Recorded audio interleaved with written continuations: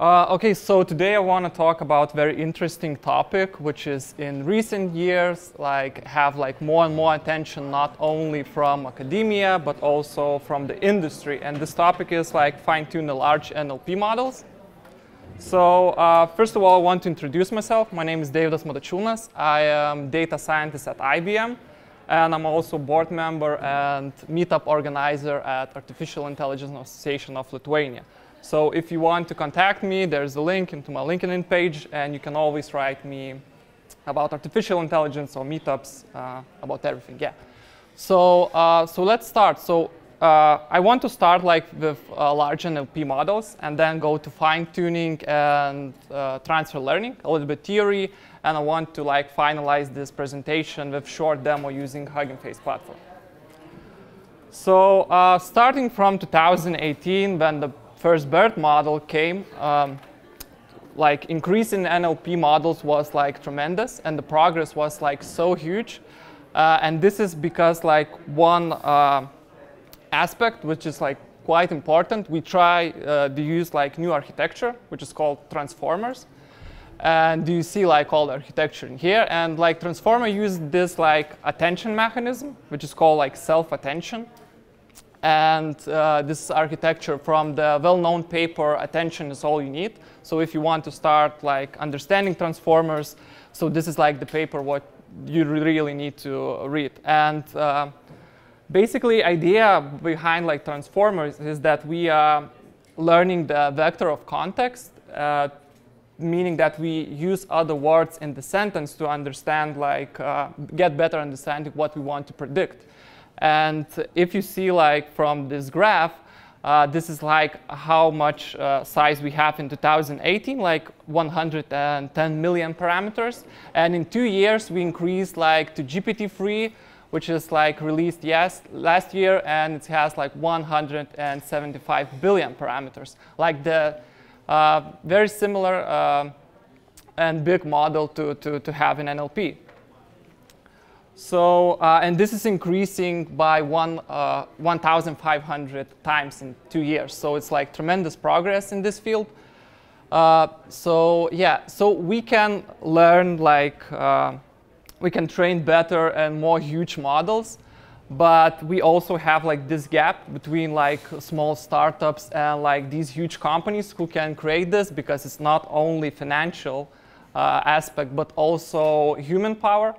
And if you want to create, an example, GPT-3, it costs you only on computation $12.5 million. So it's huge amount of money, which not all the startups and academia can let you train these models, but you also need a lot of engineers and researchers could create architecture like this. That would be awesome. And also these cost and another measure carbon footprint, how this model is polluting.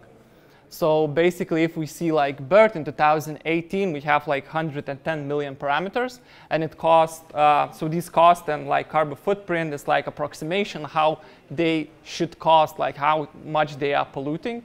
So they cost around to train from the scratch around $4,000. And the carbon footprint, this is the benchmark how you can compare it. It's basically round trip from New York to San Francisco for one passenger.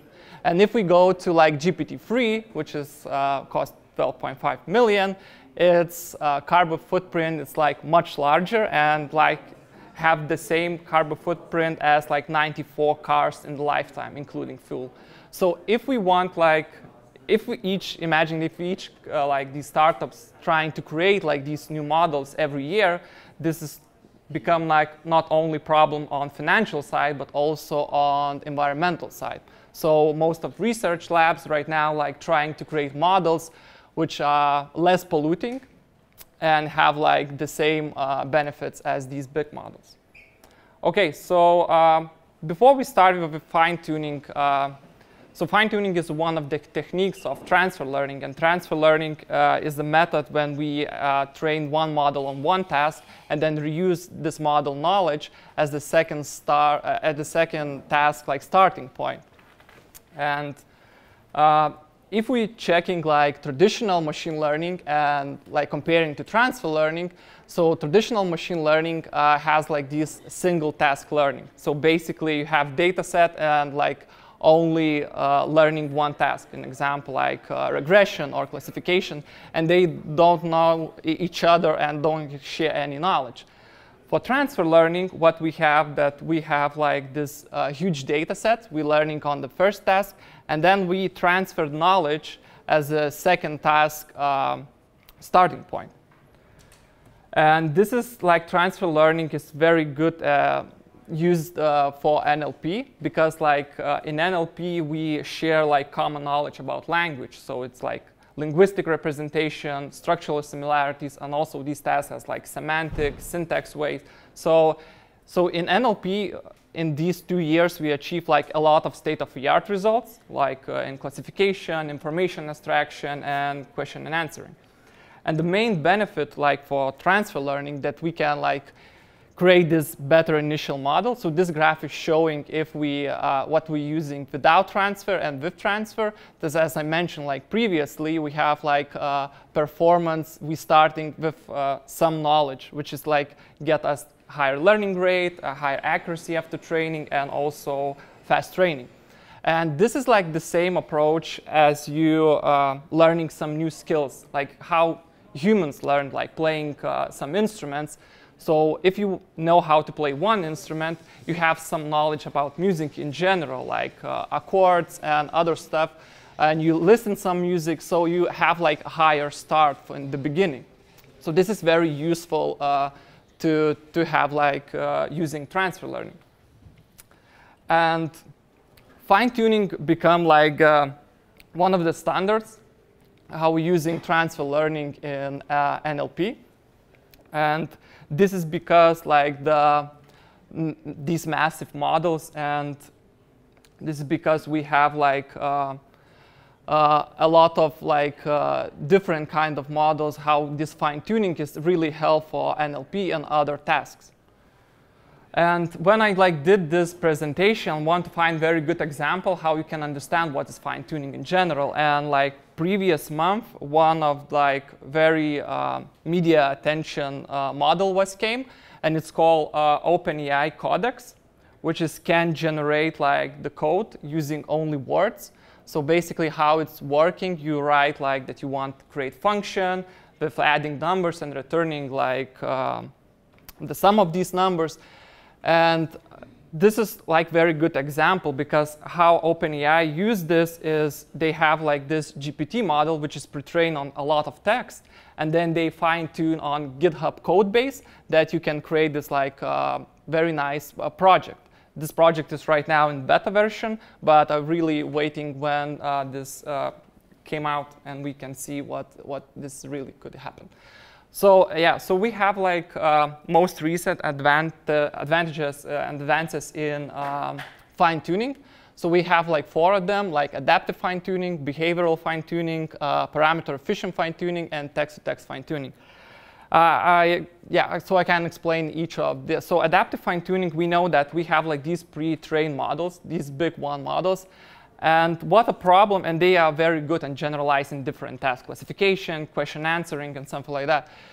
But also, they are a little bit struggling when they give them like data they not like train on. That's why like these GPT models is so big, because they have like a lot of different tasks to learn for them. And that's how you need to like, because they really easy to fine-tune. Like, but if you have like BERT, like something like these smaller models, it's always struggling with data which they don't like model do not train on that. So and adaptive fine-tuning mostly specialize in this like target domain, which is help to us achieve that. And behavioral fine-tuning is like similar. It's like mostly specialized only on the target task. The third one is like parameter-efficient fine-tuning. So this could be like case when we have like this large model and want to train like on 20 different languages. An example, text generation. We want that text be generated and then like Lithuanian language, English, Arabic, and other like different languages. And this is quite computationally expensive to like store all these models. So how like parameter efficient fine-tuning works, we have like this one copy of one large model. And then we have like these specific files with specific tasks, so like different languages. And then we can like also decrease our space and also have like better results in that. And text-to-text fine-tuning, so mostly what we're using in fine-tuning this model is mask language models, but in some cases we also like BERT model, and in some cases we want to be like more effectively, so we should use like autoregressive models like GPT-3, which is like generating the next word. So that's why sometimes we need to use like text-to-text fine-tuning. Okay, so yeah, I want to show also like the short demo. So I use like this Google Colab, which is like similar to Jupyter Notebook with like a little bit steroids like GPU and TPU power, and also a Hugging Face platform.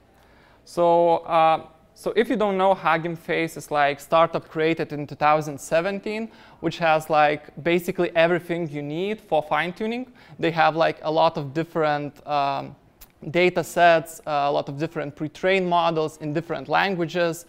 They also not only specialize in NLP, but they also specialize in speech recognition, object detection, so you can find all these models into one place.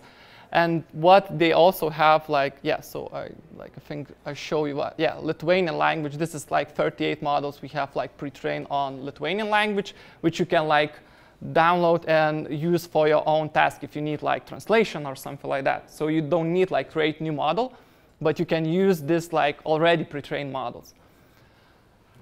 Okay, yeah, and Hugging Face has like very good library called transformers.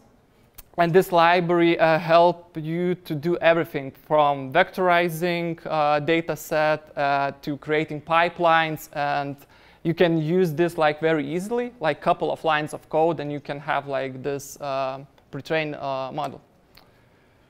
Okay, so for this presentation, I use like IMDb sentiment database with like 5,000 different comments about movies, and sentiments like positive and negative ones. So we upload this like data set from the Kaggle, and then we have like this convert label function, which is like change our negative to positive to 0 and 1, because it's like how like our model understand the target. Yeah, and then we split our data set into train, validation, and test sets. Okay, then we have like this pre-processing and processing the data so that we can get all the right outputs that you need to like put into model. So this class called dataset is like have like 4 arguments. It's like review, which is our like sentiments. Then they have label 0, 1, positive and negative, and tokenize sentence from like characters to numbers. This is how like our model understand that. Yeah, and so tokenization we use for this like distal BERT. So I talk a little bit later about that, but it's like very similar as the BERT, and we use like max length of 512. So it's mean that our sentences should be like not bigger than 512 tokens. So tokens is depending on really on the model. And if we have like shorter sentence, we pad these like with zeros. And if we have like longer than 512, then we just basically truncate these sentences. And we want like that our batches would be like the same size. The all sentences would be like same size, 512 tokens. Then we're doing train and validation. So we like using data loader from PyTorch to create like the same size of our train and validation sets that we can put them into the model. Then about like model, so we're using this transformer library, as I said previously, and we just upload this pre-trained model. So this is like this distal BERT version is like BERT, like even smaller, compressed one version of BERT. And this is created by the Hugging Face. They're using this approach as distillation, which one is like transfer learning techniques. And we have pre-trained weights and this classification head on top, which we want to like fine-tune. And this is all architecture, if you see like in that, of that model. Yeah, so then we have like basically scoring, computing metrics that we can measure accuracy of our model. Okay, yeah, and then we have like this training phase when we have like this training argument, which is showing like how many epochs we want, where we want to save the model. And then we have like this training object, like which we put everything into the model, training arguments, training validation data sets, and also computing metrics, which we I show you like before. And then we wait like, I don't know, a couple of hours most of the time with GPU if you want to train like some similar model. And for results, yeah, so you can upload, when it's training, you have like this file and you can upload into like the model hub into Hugging Face, and or you use like someone else's model. So in this case, what I did, I go to the Hugging Face. They have like more than 50,000 different models, fine-tuned and up-trained in different languages. So I just grab one, which is like basically what we want to do right now. So this distilled BERT version, like fine-tune on IMDb, like these reviews. Then I use like tokenization for that I can put that in the model, and also pipeline, which I put model, what task I want to do, like sentiment analysis. And also I have like 2 comments. So first one is like, to be really honest, I have very low positive thoughts about this movie, and this get like score label of 0, which is like negative review, and have score of 99%, which is like incredibly good. And the next one is, I love this movie on so many levels, and have like label 1, which is positive, and yeah, and the score of also 99%, which is like pretty amazing. So yeah, so this is basically conclude all my presentation. So thank you so much. So I'm always encourage you to like explore this Hugging Face capability and train as much model as right now. So right now on myself, I'm training like speech recognition for Lithuanian language using Hugging Face, and also GPT-2 on Lithuanian languages, which has cost quite a lot of money, but yeah, so it's quite interesting projects to start your deep learning career. Yeah.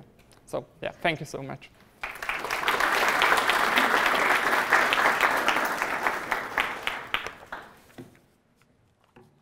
Okay, no questions? Yeah. Is it possible to use GPT-3 pre-training models, like the example I showed with BERT? Yeah. So most of the companies right now, how they are doing, because there are some like legal issues when you start using BERT of like GPT-2. So you need always check the license if you want to do that in production. But what GPT-3 does is like you just buy it like subscription monthly, use their API, and there's a lot of company which is doing like incredible things with copywriting. Then they have like this interesting game which is called Dungeons and Dragons. It's created by like GPT-3 like originally. Yeah, so you can like use their like these huge models to train your own like specific field model. Yeah. Regarding on the first slide, the impact on environment, is there any restrictions or something regulating or something about this? I think it's very like this topic, very like, I don't know, have like another lecture for that, but it's quite hard because nobody like controls like cryptocurrencies, how much like energy efficient they are, like, and with these is like only just starting to do that, because when like these big companies understand that it's like not good, they say that they are super environment sustainable and they are creating these large models, then it's like quite opposite thing what they are doing. So yeah, so there's like a lot of, it's all research, new research, like, I don't know, path, which researchers trying to find the best way how to like use these model efficiency. And they have like these models, like these libraries like JAX, Flax, and PyTorch Lighting, which they are trying to like prepare these models as most efficient as possible with like, yeah.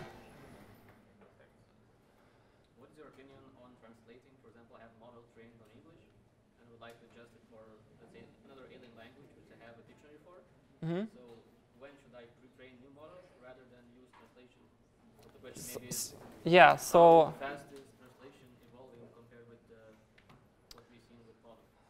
Yeah, so this is like good question. Yeah, so it depends how much data you have. Like when I do like this like speech recognition, I have like on Lithuanian language I only have like 150 megabytes of data, and when you don't have like a lot of data, because data is quite like hard to get, and you need like a lot of power, like so it's, I think if you have like a lot of data, you can try to build your own model.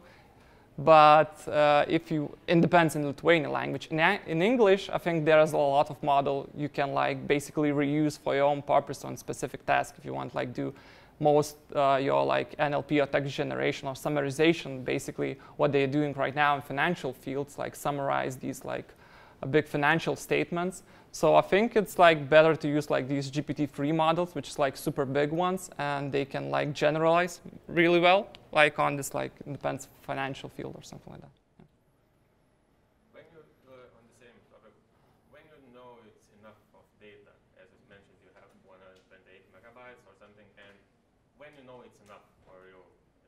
Yeah, so basically it's like all this field of artificial intelligence experimentation. You try an experiment. If you don't have like, you also should check not only for data, but if you have like money to train this model, because they are, if you want to train them on the cloud, and cloud is like super expensive if you want like have good machines, GPUs and or TPUs, so it's like quite expensive. So if you don't have like money or don't have data, it's better to use like fine-tuning to like fine-tune like these big models, and then like have like basically the same result with like the less amount of money and like and time also. Time is also very important. Yeah.